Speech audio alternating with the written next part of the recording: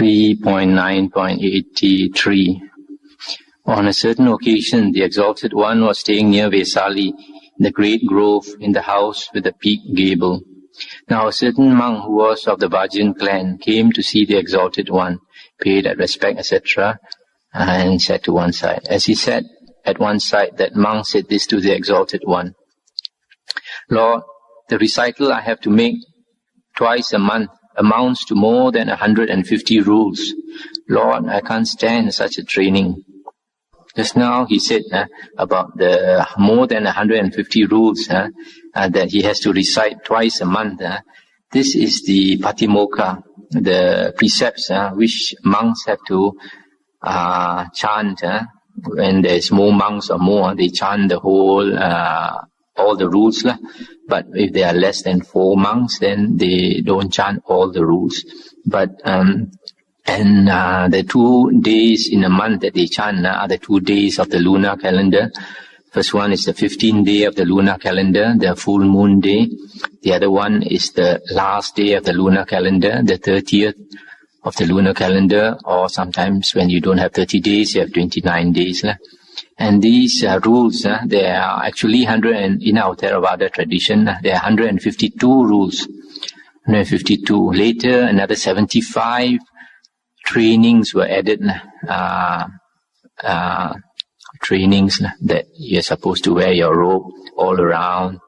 You're supposed to be very mindful when you eat. You're supposed to be very mindful when you go on alms round, accept food, etc. So, if you add the 152 plus the 75, you get 227 precepts which a monk is supposed to keep. So the Buddha said, well, monk, can you stand the training in 3 particulars, that in the higher morality, in the higher mind, and in the higher wisdom? And he replied, yes, Lord, I can do that. Then the Buddha said, then do so in these 3 particulars.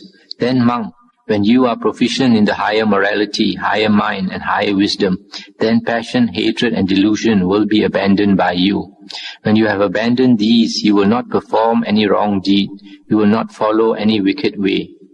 So that monk, some time after, trained himself in the higher morality, higher mind, and higher wisdom.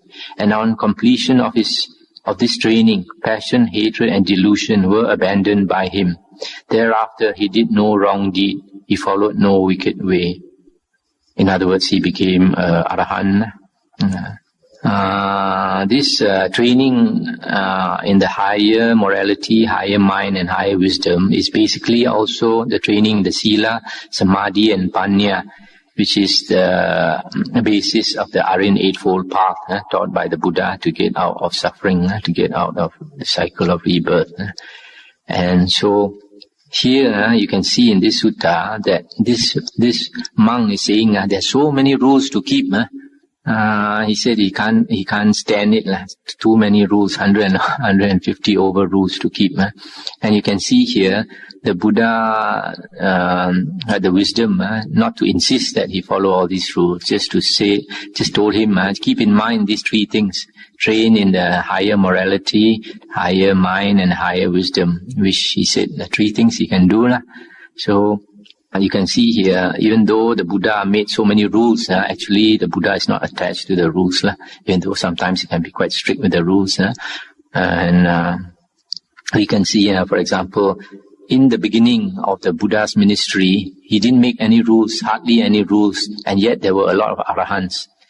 And later, because there were a lot of monks and more monks ordained, then when you have more people, the chances of getting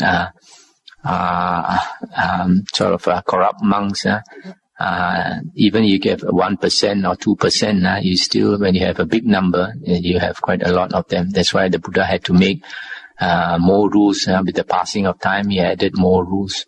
So you can see the Buddha, he could see that this monk was a good monk. So with good monks, you don't have to tell them to follow a lot of rules. They will naturally guard themselves. But with corrupt monks, with very lax, unmindful monks, you have to give them a lot of rules to keep them on their toes. So here the Buddha relaxed.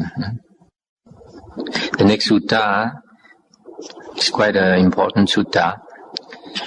3.9.85.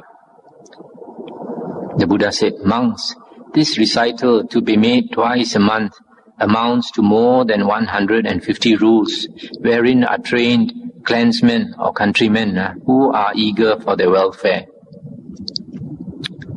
Now all these combine together to make these three forms of training. What three? The higher morality, the higher mind, and the higher wisdom. Herein are combined one and all of these rules. Now monks, in this matter, a monk keeps the laws of morality in full. He is moderately given to mental concentration, moderately given to striving for wisdom. Whatever minor, trifling observances he may transgress, he is cleared of them. Why so? I do not declare him to be rendered unfit because of them, for he strictly observes the rudiments of the holy life, the constituents of the holy life. He is established in morality. He trains himself in the rules of training by undertaking them. Such a one, by destroying three fetters, is a stream winner, Sotapanna. One not doomed to the downfall, one assured, one bound for enlightenment. Stop here for a while to make some comment. The Buddha is saying that a Sotapanna, he keeps the morality, laws of morality, rules of morality in full. Then he is moderately given to mental concentration, moderately given to striving for wisdom. And sometimes he can break even though he has, the Buddha says that he keeps the laws of morality in full. Sometimes minor, trifling observances he may transgress, he is cleared of them. So even though he is perfect in sila, sometimes minor rules he can transgress.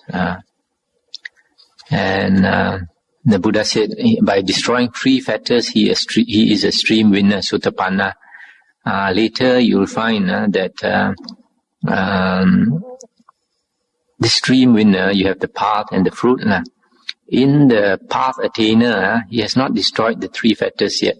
But it is stated elsewhere, some other sutta, that a person who attains the path, before he dies, he will definitely attain the fruit. But it's not stated when. It might be a short time, might be a longer time, a few years, but he will attain the fruit before he dies. And when he attains the fruit, the three fetters are destroyed. What are the three fetters? The first one is Sakaya Ditti, the second one is Silabbata Paramasa, and the third one is Vicikicca. Sakaya Ditti, sometimes they translate as a view of a person or view of a being, view of a self. But I would prefer to translate it as a view of a being in the body. That's Sakaya, view of a being in the body. Why? Because the Buddha said it is easier to see that the body is not the self. But it is very, very difficult to see that the mind is not the self. We have been so used to using the mind. It has protected us for so many lifetimes that it has become our second nature, our mind. Saying about the Sakaya Ditti, the view of a being in the body. Why I say this is because in the sutras we find that even an anagami, a third stage fruit attainer, he still has a view of a being, a view of a self. He still has. Until that person is an arahant, all the Aryas, they have a view of a being.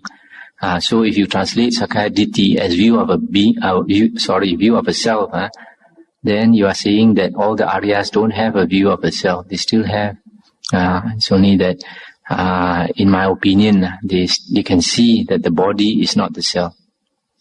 But they still have a view of a self somewhere.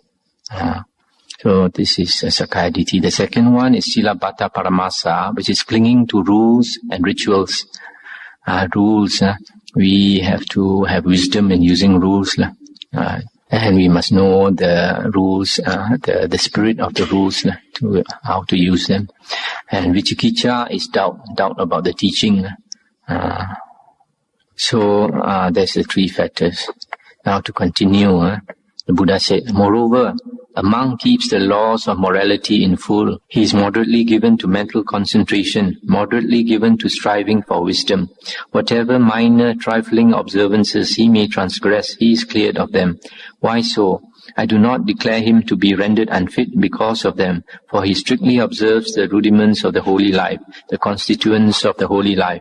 He is established in morality. He trains himself in the rules of training by undertaking them. Such a one, by destroying three fetters and weakening those of passion, hatred and delusion, is a once returner, Sakadagamin. Coming back to this world just once more, he will make an end of ill. Just stop here again to comment. Here again you find that the Sakadagamin is similar to the Sotapanna in that he has perfect morality, but only very moderate amount of concentration and wisdom. And he comes back to this world once more before he ends the cycle of rebirth. This is a Sakadagamin. In the case of a Sotapanna, he comes back to this world not more than 7 times. As a human being, not more than 7 times. And the Buddha continued, moreover, a monk keeps the laws of morality in full. He practices concentration in full, but he is moderately given to striving for wisdom. Such a one, by the destruction of the 5 fetters that bind to the lower worlds, takes birth spontaneously, there to pass away, destined never to return again. Stop here again. Here the Buddha is talking about the Anagamin, who is reborn in the pure abodes. He has perfect morality and perfect concentration, but he has moderate amount of wisdom, and he destroys the 5 fetters. That means the earlier 3, which is Sakaya Ditti, Silabata Paramasa, Vichikicha, plus the 4th one is Kamaraga, which is sensual passion, and the 5th one is Vyapada, ill will. And then to continue, the Buddha said, lastly, in this matter, a monk keeps the laws of morality in full. He practices concentration in full. He practices the acquiring of wisdom in full. Whatever minor trifling observances he may transgress, he is cleared of them. I do not declare him to be rendered unfit because of that. He strictly observes the rudiments of the holy life, the constituents of the holy life. He is established in morality. He trains himself in the rules of the training by undertaking them. Such a one, by destroying the asavas in this very life, himself comes to know thoroughly the liberation by mind, the liberation by wisdom, and attaining it abides therein. Thus monks, the partial fulfiller attains partially, the perfect observer attains perfectly. Not barren of result are these rules of training I declare. That's the end of the sutta. So in this sutta, the Buddha is saying that a Sotapanna and Sakadagamin, the first and the second fruition persons, they have perfect sila. And the Anagamin has got perfect sila and perfect concentration, perfect samadhi. And we know from other suttas that perfect concentration means the 4 jhanas, or one-pointedness of mind in the suttas. And the Arahant has perfect sila, samadhi and panya, morality, concentration and wisdom. And he destroys the asavas. Asavas are those uncontrolled mental outflows. In other words, the totality of consciousness is all stopped. The other thing you like to observe here is that all the Arya, even though they have perfect sila, sometimes they can transgress minor observances. That means minor precepts. That's why minor precepts are not extremely important. In the Mahaparinibbana Sutta, before the Buddha passed away, he said in the future, if the Sangha, the monks, want to abolish the minor rules, if they consider it necessary, they may do so. And then the other suttas, 3.9.88, the Buddha said, monks, there are these three forms of training. What three? The training in the higher morality, that in the higher mind, and that in the higher wisdom. And what, monks, is the training in the higher morality? I'll stop here. This Adi Sila Sikha. So here we get a definition of the three things, higher morality, higher mind, and higher wisdom. And the Buddha said, herein a monk lives moral and restrained with the restraint of the obligations, that is the patimokkha. Following the practice of right conduct, he sees danger in the slightest faults. He takes up and trains himself in the rules of morality. This is called the training in the higher morality. And what, monks, is the training in the higher mind? Adi Citta Sikha.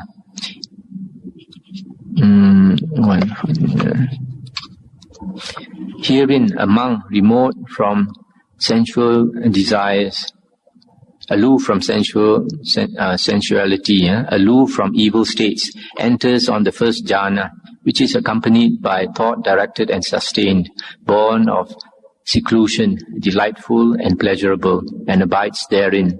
Then, by the calming down of thought directed and sustained, he enters on that inward calm, that one-pointedness of mind, apart from thought directed and sustained, that is born of concentration, delightful and pleasurable, which is the second jhana, and abides therein. Then, by the fading out of delight, he abides equanimous, mindful and composed, and experiences pleasure throughout the body. Having entered on the third jhana, which the Aryans describe in these terms, he who is equanimous and mindful dwells happily. He abides therein. Then, by the abandoning of pleasure, by the abandoning of discomfort, by the ending of the happiness and unhappiness that he had before, entering on that state which is neither pleasant nor painful, that utter purity of mindfulness reached by equanimity, which is the fourth jhana, he abides therein. This is called the training in the higher mind. And what, monks, is the training in the higher wisdom? Adi Panya Sikha. Herein a monk understands as it really is the meaning of this is dukkha, this is the arising of dukkha, this is the ending of dukkha, this is the practice leading to the ending of dukkha. This is called the training in the higher wisdom. These are the three forms of training. So here we get a definition of what you mean by the higher morality, higher mind, and the higher wisdom. The higher morality is keeping the rules set up by the Buddha. Of course, for monks, it's slightly different from lay people. For monks, they have the code of discipline, the Vinaya. And then the higher mind here, you find, is the four jhanas. This is the definition given in the suttas. But in other later books, there were other interpretations. However, in the sutta, it's always the four jhanas, or one-pointedness of mind. And then the third one is wisdom. Wisdom is understanding the Four Noble Truths. But then you see in the stages, the 8 stages of Aryahood, they all have this Sila, Samadhi, and Panya, but at different levels. The lower, like Sotapanna, they understand. Their morality may be perfect, but their concentration and wisdom is at a lower level. And then as you go higher, the Sakadagami, second stage, and third stage, and fourth stage, then the concentration and the wisdom naturally becomes more developed. Now this next sutta is 3.10.94. The Buddha said, possessed of three qualities, monks, a Raja's noble, thoroughbred steed is worthy of the Raja, a royal possession, and is reckoned an attribute of royalty. What are the three? Herein, monks, the Raja's noble thoroughbred is blessed with beauty, with strength, and with speed. These are the three qualities. In like manner, monks, possessed of 3 things, a monk is worthy of offerings, worthy of hospitality, worthy of gifts, of salutations with claps hands, a field of merit unsurpassed for the world. What 3? Beauty, strength, and speed. And how is a monk blessed with beauty? Herein a monk is moral. He lives restrained with the restraint of the obligations, patimokkha, proficient in the practice of good conduct, seeing danger in trifling faults. He trains himself in the rules by undertaking them. In this way he has beauty. And how is a monk blessed with strength? Herein a monk dwells ardent in energy, ever striving to abandon bad qualities, to acquire good qualities, strenuously exerting himself, not throwing off the burden in good qualities. In this way he has strength. And how is a monk blessed with speed? Herein a monk understands, as it really is, the meaning of this is dukkha, this is the arising of dukkha, this is the ending of dukkha, this is the practice that leads to the ending of dukkha. In this way a monk is blessed with speed. Possessed of these 3 qualities, a monk is worthy of offerings, etc., etc., a field of merit unsurpassed for the world. In this sutta, the Buddha is talking about 3 very important qualities that a monk or anybody treading the holy path should develop. The first one is morality, sila. The second one is energy, energetic effort. And the third one is having wisdom. Now we come to another very important sutta concerning karma. 3.10.99. The Buddha said, monks, if anyone should say, even as a man commits a deed, karma, so does he correspondingly experience its result. This being so, there is no living of the holy life. There is no opportunity manifested for the utter destruction of ill. But if one should say, even as a man commits a deed that is to be felt, so does he correspondingly experience its result.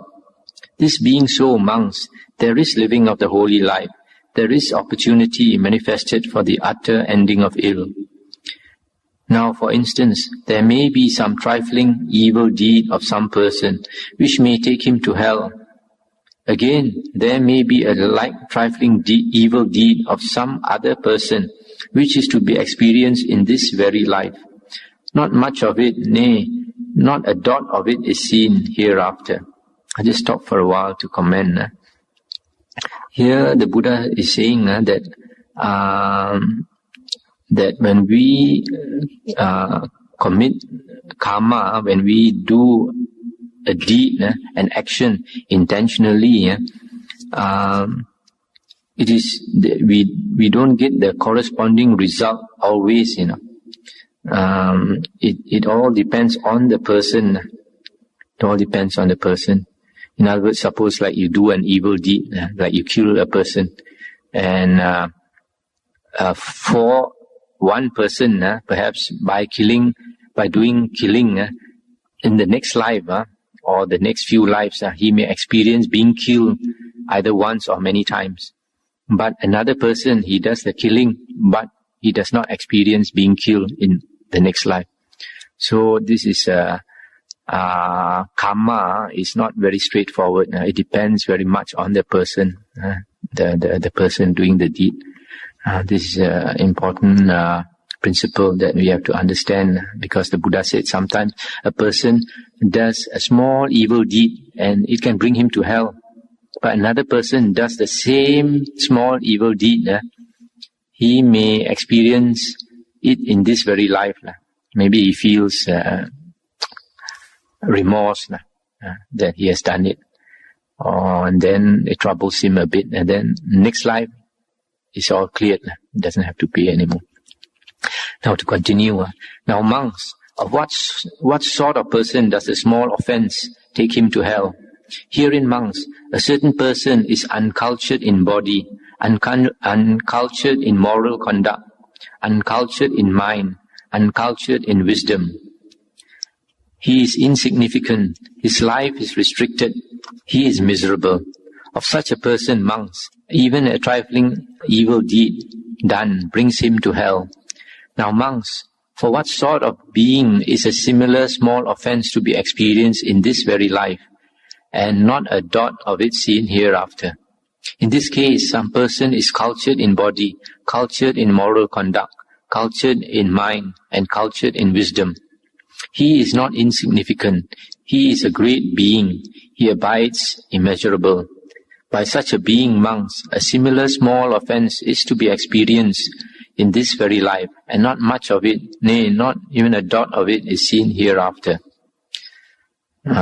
So I'll just stop for a while to say, you see, a person with not much blessings, not much merit, not an uncultured person, just doing a small evil deed brings him to hell. Whereas for another person who is a great being, he is cultured in body, cultured in moral conduct, cultured in mind, and cultured in wisdom.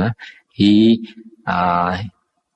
pays for it in this very life, and hereafter he doesn't have to pay for it. And cultured in body maybe is that he does not do evil with his body. He does not steal, he does not kill, he does not commit adultery. And cultured in moral conduct, in all kinds of moral conduct. He is cultured. Cultured in mind, that means he has developed his mind by meditation, by concentration, etc. And cultured in wisdom, he has developed wisdom, understands the teachings, the holy teachings, etc. Now, to continue, the Buddha said, now monks, suppose a man throws a lump of salt into a little cup of water. What do you think, monks? Would that trifling amount of water in the cup become salty and undrinkable owing to that lump of salt? And they replied, it would, Lord. Why so? That water in the cup, Lord, being but little, would become salty and undrinkable thereby. And the Buddha said, again, suppose a man throws a lump of salt into the river Ganges. What do you think, monks? Would that river Ganges become salty and undrinkable owing to that lump of salt? Surely not, Lord. Why not? Great, Lord, is that mass of water in the river Ganges. It would not become salty and undrinkable thereby. And the Buddha said, well, monks, just in the same way, the small offense of such and such a person here takes him to hell. Or yet again, a similar small offense of another person is to be experienced in this very life, and not much of it, nay, not a dot of it is to be seen hereafter. I'll stop here for a while. Here the Buddha is giving a very good simile. In the days of the Buddha, they did not have fine salt like we have nowadays. They had lumps of salt. And the Buddha said, you just take a lump of salt, you put it in a cup of water and you stir it, and you drink the water, is very salty. But you take the same size of salt, same lump of salt, you put in the river, and you stir it, and you drink the water, is not salty. So what's the difference here? The difference is that the river contains a lot of water, and the water dilutes the effect of the salt. So the water represents the good karma, salt represents evil karma. So when we do a lot of good karma, it dilutes the effect of the evil karma. That is why that's the only way we can dilute the effect of our evil past karma is to do a lot of good now. Then the Buddha said, now again in this connection, monks, suppose a certain man has to go to prison for a theft of $10 or $20, or he has to go to prison for a theft of $1,000. Or again, suppose another person does not have to go to prison, even though he steals the same amount. Now, what sort is the former? He is a poor fellow, owning little of small means. Such a one has to go to prison for his debt. And for what sort of person does not have to go to prison for the same offense? In this case, monks, it is a rich man owning much of great means. Such a man does not have to go to prison. Here again, the Buddha is giving an example. Suppose now you imagine a beggar comes to your house. You're at the back of the house cooking or something, and he comes in and he sees maybe you have $10 on your table or $20 or $1,000. Then he takes it and walks away. And then you happen to come out. You see the beggar walking away and your money is missing. Normally people would call the police and then have that man arrested and thrown into prison. But suppose some very VIP, a very important person walks into your house in the same way, and then in the same way he pockets the $10 or $20 and he walks away. And when you come out, you see that person On second thought, you think I better not report to police. If I report to police, I might get into prison. So you see, two persons do the same deed, the result is different. So after that, the Buddha